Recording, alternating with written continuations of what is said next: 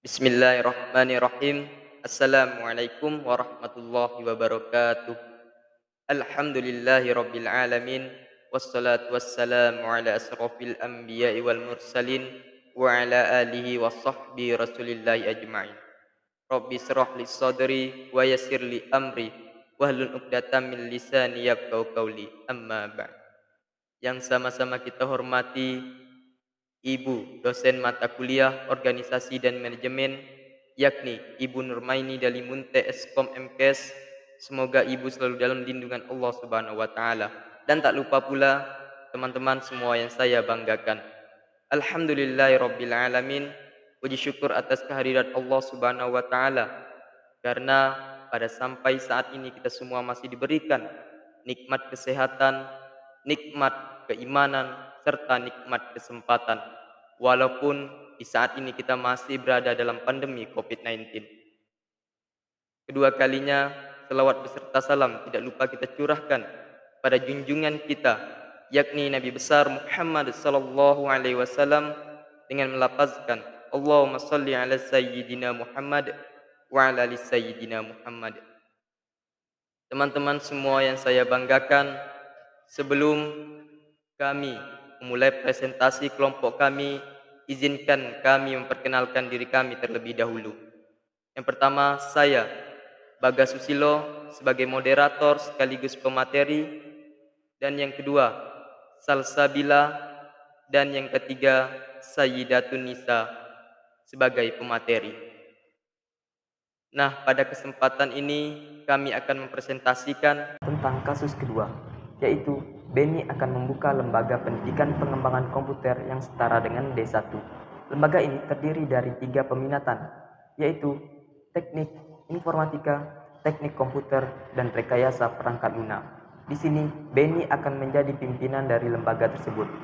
Dari pernyataan di atas, terdapatlah beberapa pertanyaan yang menjadi rumusan masalah pada presentasi video hari ini. Pertanyaan yang pertama, yaitu berdasarkan kasus di atas, Anda diminta untuk membantu BENI untuk membuat perencanaan atau planning. Jika Anda adalah BENI, menurut Anda apa saja perencanaan yang perlu dilakukan? Pada perencanaan nantinya akan dijelaskan langsung oleh Bagas Susilo. Pertanyaan kedua, bagaimana menurut pendapat Anda tentang pembagian kerja? Supaya mempermudah BENI, maka di sini kita akan membagi ataupun terdapat pembagian kerja pada pengembangan lembaga komputer.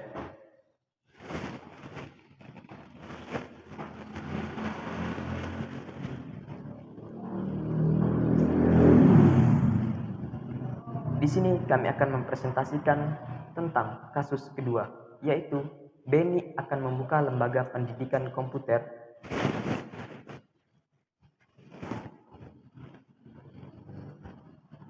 Di sini kami akan mempresentasikan Bagas nggak udah, bentar lagi.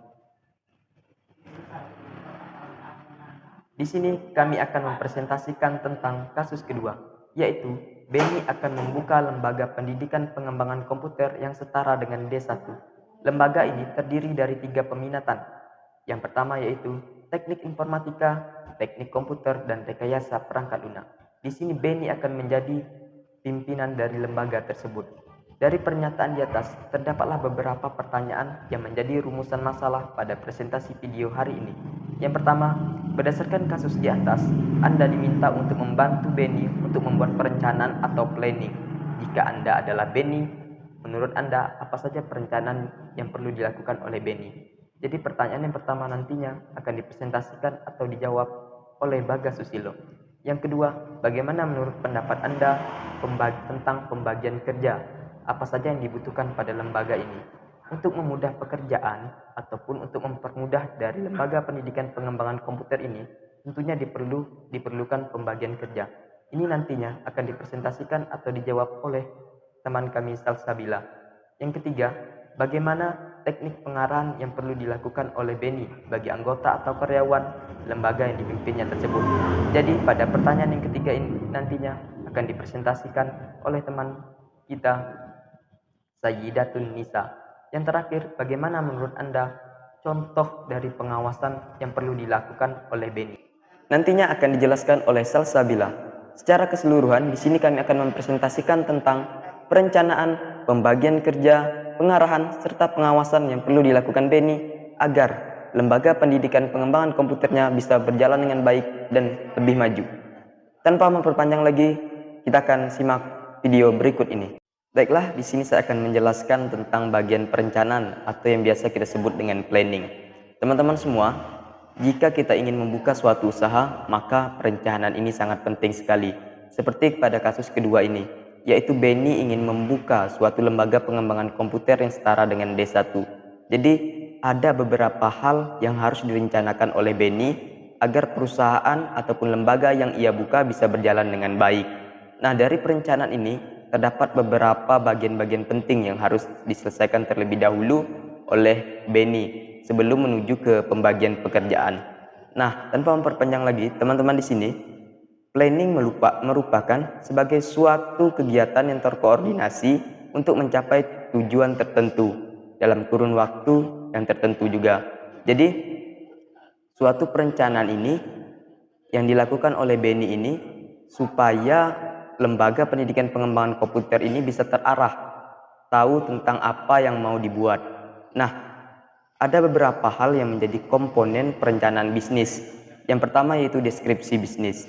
Nah, teman-teman semua, di sini teman-teman dalam perencanaan harus menggambarkan dari suatu bisnis tersebut. Komponen pertama ini adalah gambaran mengenai bisnis yang akan dijalankan. Jadi BENI ini akan menjalankan apa? Seperti pada kasus BENI akan menjalankan lembaga pendidikan pengembangan komputer yang setara dengan D1. Jadi teman-teman semua, sebelumnya BENI harus menentukan terlebih dahulu seperti nama bisnis, jenis bisnis, produk bisnis, kota tempatnya, visi dan misi, serta tujuannya. Kita misalkan di sini untuk membantu BENI, nama bisnis, kita buat nama bisnisnya misalkan BENI Teknologi. Jenis bisnis yaitu jasa pengembangan lembaga pendidikan komputer. Nah, produknya yaitu berupa jasa pelatihan atau pendidikan. Produk bisnisnya yaitu produk bisnisnya. Serta di sini BENI harus menentukan visi dan misi. Misalkan kita buat misi dari lembaga pendidikan pengembangan komputer BENI ini yaitu membentuk karakter sumber daya manusia yang kreatif, inovatif, profesional, mandiri, dan entrepreneurship yang handal dalam bidang komputer dan perangkat lunak. Nah, di sini juga BENI harus menentukan misinya, teman-teman. Misinya itu pemberantasan gaptek atau yang kita kenal dengan gagap teknologi dan pengangguran, serta menjalin kerjasama dengan sekolah-sekolah SD, SMP, SMA sederajat dan perguruan tinggi. Selain itu, teman-teman, BENI di dalam perencanaan ini juga harus menentukan tujuan dari lembaga ini. Nah, tujuan yang didirikan dari BENI Teknologi yang kita kasih nama tadi adalah menjadikan generasi muda mengenal dan menguasai teknologi, memberikan bekal keterampilan untuk memajukan sumber daya manusia, membangkitkan dan membantu masyarakat mengenai pentingnya iptek. Kita sekarang ini sudah mengetahui bersama-sama bahwa pada abad ini teknologi sudah semakin maju. Jadi sumber daya manusia tidak boleh tertinggal dengan kemajuan teknologi ini. Selain itu, BENI juga harus menetapkan program pelatihan. Misalkan BENI Teknologi ini menawarkan jasa kursus dan pelatihan dengan pembagian menjadi dua kelas, yaitu kelas reguler dan kelas prepaid. Nah, bisa seperti itu. Di sini BENI juga harus menentukan silabus atau kurikulumnya, misalkan belajar tentang dasar-dasar mengoperasikan komputer, perangkat keras untuk akses internet, penggunaan perangkat lunak, pembuat grafis, bitmap dan vektor, serta pembuatan halaman web. Jadi BENI harus membuat perencanaan tentang kurikulum ataupun silabus. Selain itu, di sini BENI juga harus menetapkan sasaran pembelajaran. Di sini kami buat misalkan kami membantu BENI, sasaran pembelajarannya yaitu sekolah dasar tingkat SD, sekolah menengah pertama atau SMP, sekolah menengah atas atau SMA, bahkan untuk umum, guru serta mahasiswa yang ingin belajar di lembaga pendidikan pengembangan komputer BENI Teknologi ini. Nah, di sini BENI juga harus menentukan jenis paket atau kursus serta biayanya. Misalkan teknik informatika, 12 kali pertemuan, 1 kali pertemuan 2 jam. Fasilitas buku panduan dan sertifikat. Serta jadwal-jadwalnya, misalkan pagi, sore, dan malam. Ini perencanaan yang perlu dilakukan oleh BENI. Selain itu juga ada persyaratan peserta. Misalkan melakukan proses pendaftaran, mengikuti tertib kursus, sistem pembayaran, Apabila peserta khusus mengundurkan diri atau tidak bisa melanjutkan pembelajaran sampai kelas tersebut berakhir, maka uangnya yang sudah dibayarkan tidak bisa diambil lagi. Nah, tentunya ini menjadi wewenang dari BENI dalam mengembangkan lembaga pendidikan komputernya. Nah, itu tentang deskripsi bisnis. Jadi itu yang harus ditentukan oleh BENI tentang tujuan, nama, visi dan misi, persyaratan dan lain sebagainya. Yang kedua yang harus diperhatikan oleh BENI yaitu cara pemasaran produk. Nah, pemasaran merupakan salah satu komponen penting dalam menjalankan usaha. Jadi setelah BENI berdirinya usaha tersebut, di mana BENI akan melakukan pemasaran? Nah, diantaranya yaitu tentang pengamat usaha, yaitu strategi pelayanan. Jadi BENI harus mengetahui pelayanan apa yang cocok ia kasih kepada pelanggan-pelanggannya, supaya ada yang mau mengikuti pelatihan ataupun kursusnya. Misalkan strategi pelayanan yang baik, ramah tamah, ini akan menjadi kualitas dari lembaga pendidikan komputer tersebut. Yang kedua itu strategi sumber daya manusia. Nah, ini bisa jadi sumber daya manusia dari lembaga pendidikan komputer ini apakah layak? Ini akan menarik sekali bagi orang yang ingin mengikuti pelatihan tersebut. Selanjutnya yaitu strategi keuangan. BENI juga harus menetapkan strategi keuangannya, strategi keuangan lembaga ini biar bisa seimbang antara pemasukan dan pengeluaran, bahkan bisa mendapatkan banyak pendapatan. Yang selanjutnya yaitu strategi promosi. Nah, promosi ini sangat penting, apalagi sekarang sudah menggunakan teknologi. Jadi BENI harus menetapkan promosi apa yang tepat untuk dipromosikan ke sosial media dan lain sebagainya. Itu tentang jenis yang kedua. Selanjutnya yaitu BENI juga harus melakukan analisa terhadap produk pesaing. Tentunya lembaga pendidikan komputer BENI ini yang kita kasih nama BENI Teknologi ini tentunya memiliki banyak sekali pesaing. Karena apa? Karena banyak sekarang yang ingin mengembangkan teknologi. Jadi sudah banyak lembaga-lembaga yang membuka untuk belajar komputer ini. Jadi BENI harus melihat para pesaing. Posisi BENI Teknologi ini di mana, distribusi harga pasar, serta kelebihan dari BENI Teknologi dibanding pesaing lainnya. Jadi BENI harus tahu apa kelebihan dari BENI Teknologi ini. Kelebihannya misalkan, lembaga pendidikan komputer BENI ini tenaga pendidiknya, instrukturnya yang masih muda dan mempunyai materi yang baik sekali serta praktek yang sudah matang. Materi pembelajaran hampir sama dengan lembaga-lembaga lain. Yang menjadikan di sini adalah metode pembelajaran yang dikemas dengan menyusung tema. Jadi BENI bisa membuat tema-tema untuk mempermudah dari pembelajaran tersebut. Misalkan kita contohkan kelebihan lainnya yaitu materi lebih terarah. Nah, itulah dari kelebihan-kelebihan yang harus diperhatikan oleh BENI. Yang keempat yaitu planning, desain dan pengembangan produk. Jadi di sini BENI juga harus merencanakan desain dan pengembangan produk, yaitu pengembangan lembaga pendidikan komputer. Bisa dilihat dari sumber daya dan pengembangan produknya. Nah, yang terakhir yaitu rencana operasional dan manajemen. Jadi di sini BENI harus melihat rencana operasional, rencana pergerakan dan manajemennya. Jadi setelah semuanya deskripsi sudah terpenuhi, promosi dan lain sebagainya sudah BENI lakukan, maka rencana operasional dan manajemen sangat penting sekali. BENI harus memperkirakan tentang fasilitas. Misalkan gedung yang disewa 1 unit, harga unit 1 tahun yaitu 15 juta. BENI harus melihat ini, serta komputer, harga meja kantor, AC, perlengkapan dan lain sebagainya. Ini fasilitas yang perlu diperhatikan oleh BENI. Yang selanjutnya yaitu proses pengadaan jasa. Beberapa langkah yang harus ditempuh oleh BENI yaitu memfokuskan dan mengambil celah-celah kelemahan atau hal-hal yang belum dilakukan oleh lembaga lain, menggunakan dan membuat model sendiri dengan menekankan biaya pengeluaran, serta menerapkan sistem pelatihan yang atraktif. Nah, di sini BENI juga harus melihat sumber daya dan pengembangan dari jasa pelatihannya tersebut. Dan juga ada sistem kontrol keuangan. Jadi BENI harus melihat bagaimana supaya dari lembaga pendidikan komputer ini keuangannya bisa terkontrol. Nah, mungkin itulah yang dapat saya jelaskan tentang perencanaan ini. Akan dilanjutkan oleh pemateri selanjutnya. Pertanyaan kedua yaitu, bagaimana menurut pendapat Anda pembagian kerja atau division of work? Apa saja dibutuhkan pada lembaga ini? Struktur pada lembaga ini yaitu ada pimpinan, lalu di bawah pimpinan ada sekretaris dan bendahara, lalu ada koordinator divisi teknik informatika, koordinator divisi teknik komputer, dan koordinator divisi rekayasa perangkat lunak. Di bawah koordinator akan ada staf pelaksana atau pengajar yang akan mengajar sesuai bidang mereka masing-masing. Berikut tugas-tugas dari pembagian kerjanya. Tugas pimpinan, yang pertama membawa seluruh staf untuk bekerja sama sesuai dengan tanggung jawabnya masing-masing atau sesuai dengan keterampilan masing-masing. Yang kedua, mengawasi koordinator agar tidak melenceng dari tugas-tugasnya. Yang ketiga, memandu koordinator jika mengalami sebuah masalah. Tugas sekretaris. Yang pertama, menjalankan perintah dari pimpinan untuk mencari informasi dan mengumpulkan data. Yang kedua, menjadi penghubung antara pimpinan dan staf. Di sini, sekretaris akan menyampaikan kebijakan pemimpin kepada staf.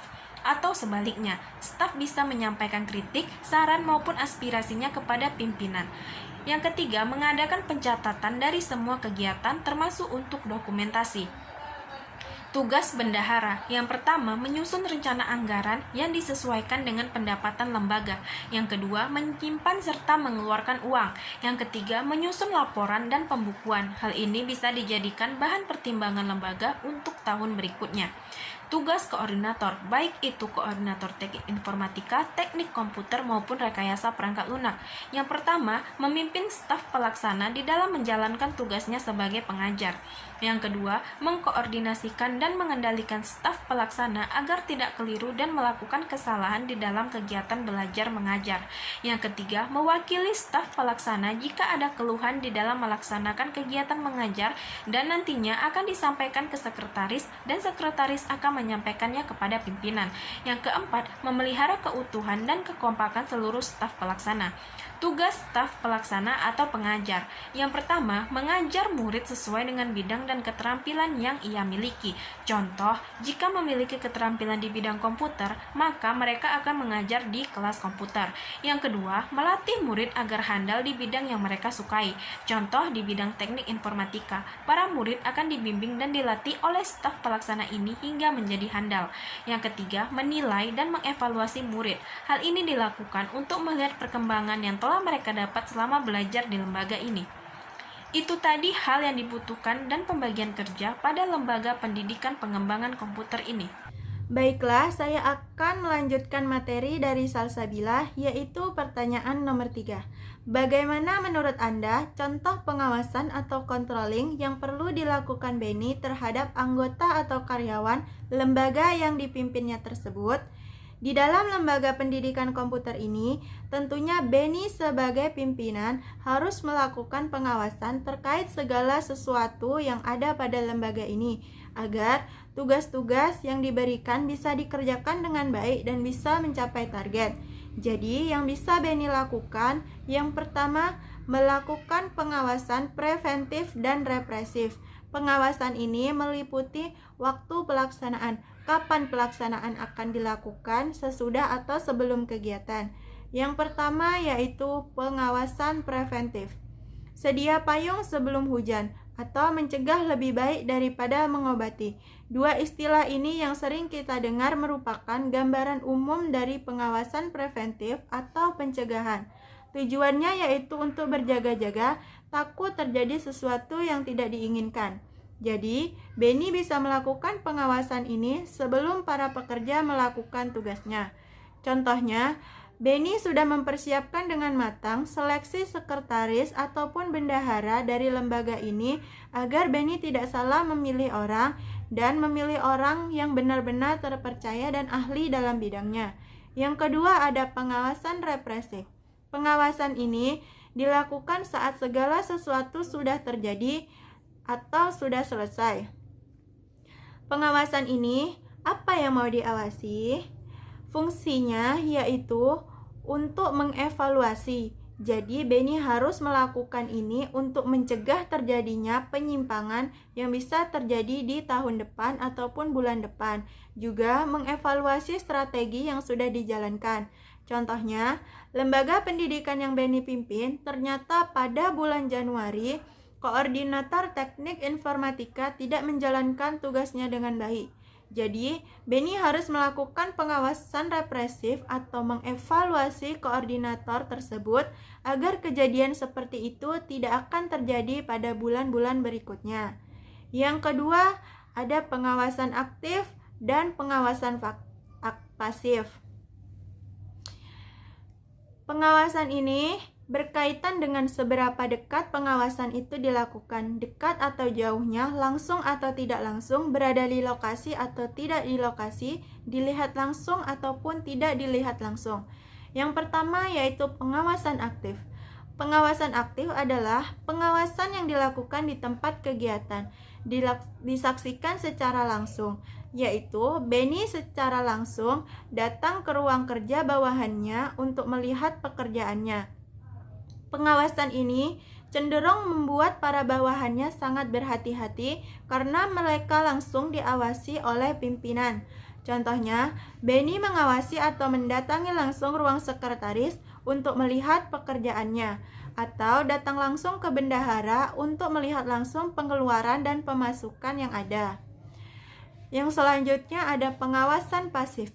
Beni juga bisa melakukan pengawasan pasif, yaitu pengawasan tidak diawasi secara langsung, tidak di lokasi, melainkan dari jauh. Pengawasnya tidak ada di tempat, melainkan berada di tempat lain.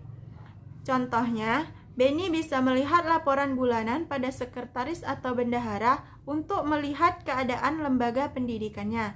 Yang ketiga, ada pengawasan internal dan eksternal. Laporan ini berkaitan dengan pihak yang akan melakukan pengawasan atau siapa yang akan mengawasinya, orang dari dalam atau dari luar perusahaan. Yang pertama, ada pengawasan internal atau pengawasan yang dilakukan oleh orang dalam perusahaan. Beni bisa melakukan pengawasan internal atau Beni bisa meminta bantuan dari bawahannya untuk melakukan pengawasan secara langsung atau tidak langsung, aktif ataupun pasif, preventif ataupun represif. Keunggulannya, sebagai orang dalam, pengawas tahu betul seluk-beluk operasi perusahaan, tahu lebih detail, bisa dengan mudah mengawasi, dan jika ada penyimpangan akan lebih gampang ketemu dan akan bisa diketahui permasalahannya. Yang kedua ada pengawasan eksternal. Pengawasan ini dilakukan dari pihak luar perusahaan. Bahkan pengawas dari luar perusahaan mengawasi pengawas internal. Dalam banyak kasus, pengawas internal justru menjadi biang masalah itu sendiri, yang justru melakukan penyimpangan. Untuk mengawasi pengawas internal, maka dibutuhkan pengawas eksternal. Manfaatnya yaitu pengawas eksternal justru bisa independen, lebih objektif dalam menilai sesuatu, tidak punya kepentingan lain di perusahaan selain mengawasi.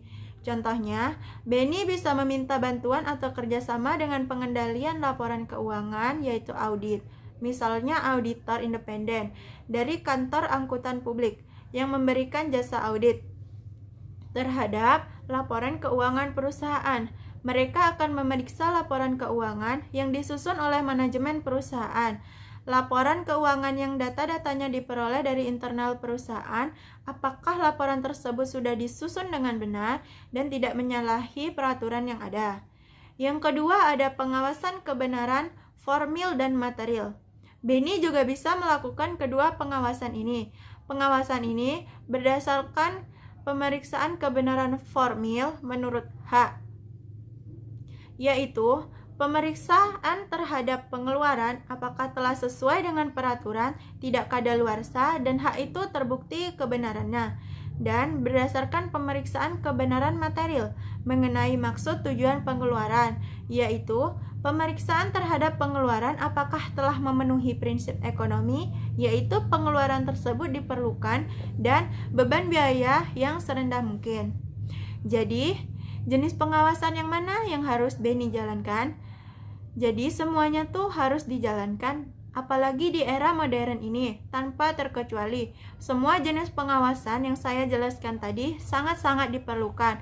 Pengawasan aktif dan pasif, internal dan eksternal, preventif dan represif, maupun formil dan material.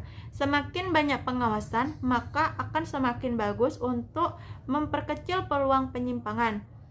Penyimpangan kecil akan membuat tujuan manajemen sulit tercapai. Tetapi juga harus diingat, jangan lebih besar pasak daripada tiang. Biaya pengawasan jangan justru menjadi beban. Pengawasan memang membutuhkan biaya uang, waktu, dan tenaga.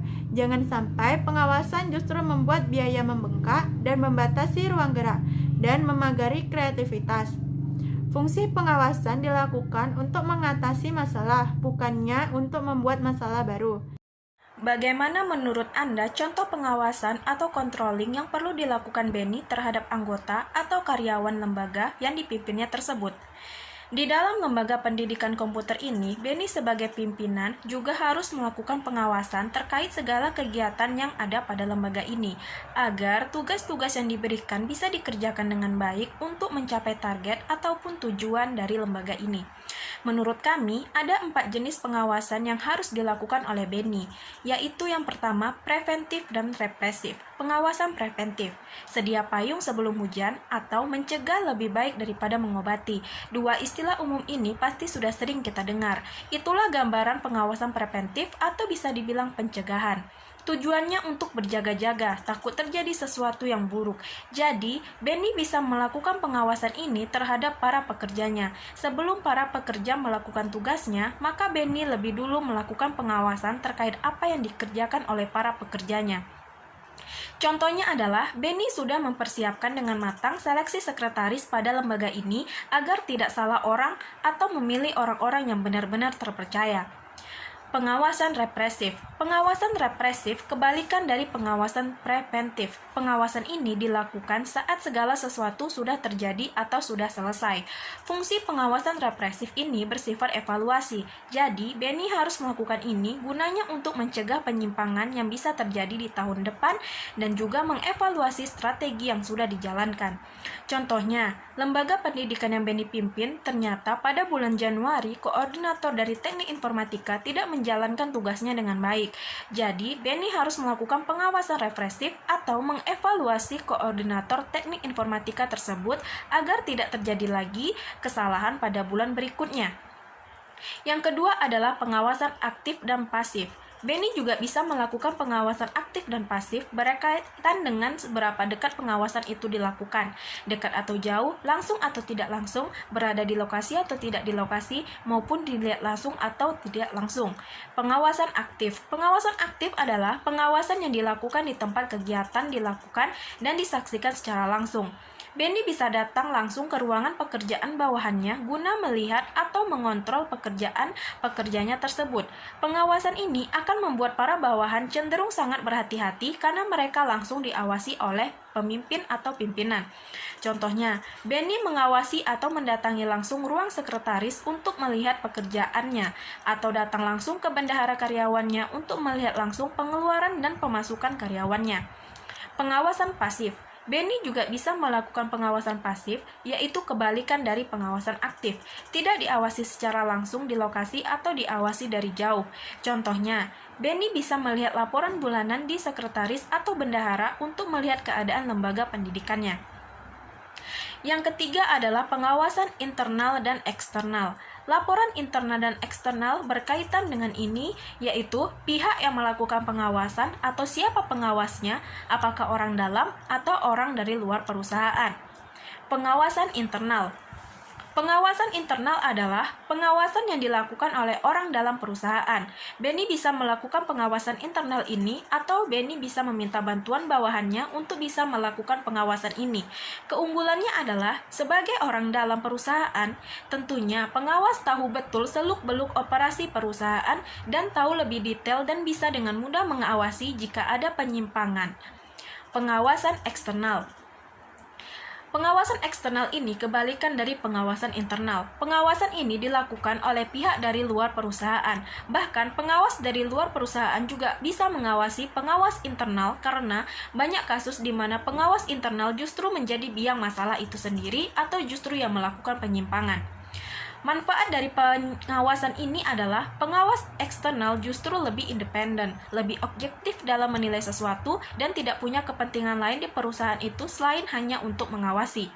Contohnya, BNI bisa meminta bantuan atau kerjasama dengan pengendalian laporan keuangan, misalnya dengan auditor independen atau dari kantor akuntan publik atau yang memberikan jasa audit terhadap laporan keuangan perusahaan. Mereka akan memeriksa laporan keuangan yang disusun oleh manajemen perusahaan. Laporan keuangan yang data-datanya diperoleh dari internal perusahaan. Apakah laporan tersebut sudah disusun dengan benar, tidak menyalahi peraturan yang ada, juga memeriksa bukti-buktinya, dan memeriksa hal-hal yang berkaitan. Pengawasan kebenaran formil dan material. BNI juga bisa melakukan pengawasan ini. Pengawasan berdasarkan pemeriksaan kebenaran formil menurut hak atau Rechtmäßigkeit adalah pemeriksaan terhadap pengeluaran apakah telah sesuai dengan peraturan, tidak kadaluarsa, dan hak itu terbukti kebenarannya. Sementara hak berdasarkan pemeriksaan kebenaran material mengenai maksud tujuan pengeluaran atau Dolma-Tigit adalah pemeriksaan terhadap pengeluaran apakah telah memenuhi prinsip ekonomi, yaitu pengeluaran tersebut diperlukan oleh dan beban biaya yang serendah mungkin. Lalu, jenis pengawasan yang mana yang harus dijalankan? Semuanya harus dijalankan di era modern ini, tanpa terkecuali. Semua jenis pengawasan di atas sangat diperlukan, baik itu pengawasan aktif dan pasif, internal dan eksternal, preventif dan represif, dan juga formil dan material. Semakin banyak pengawasan, maka semakin kecil peluang penyimpangan. Penyimpangan kecil itu tujuan manajemen mudah tercapai, tapi juga harus diingat jangan lebih besar pasak daripada tiang. Biaya pengawasan jangan justru jadi beban bagi perusahaan itu sendiri. Pengawasan memang butuh biaya, uang, waktu, dan tenaga. Jangan sampai pengawasan justru membuat biaya membengkak dan membatasi ruang gerak dan memagari kreativitas. Fungsi pengawasan dilakukan untuk mengatasi masalah, bukan untuk membuat masalah baru. Inilah yang dapat kami sampaikan pada presentasi tentang kasus kedua pada hari ini. Jika ada salah, mohon maaf yang sebesar-besarnya. Dan juga kami berterima kasih kepada Ibu dosen mata kuliah Organisasi dan Manajemen, Ibu Nurmaini Dalimunte Eskom MKes. Terima kasih Ibu. Selama 1 semester ini telah banyak memberikan kami materi dan pemahaman-pemahaman. Sekali lagi saya sampaikan, jika ada salah mohon maaf. Saya akhiri, wabillahi taufiq wal hidayah. Wassalamualaikum warahmatullahi wabarakatuh.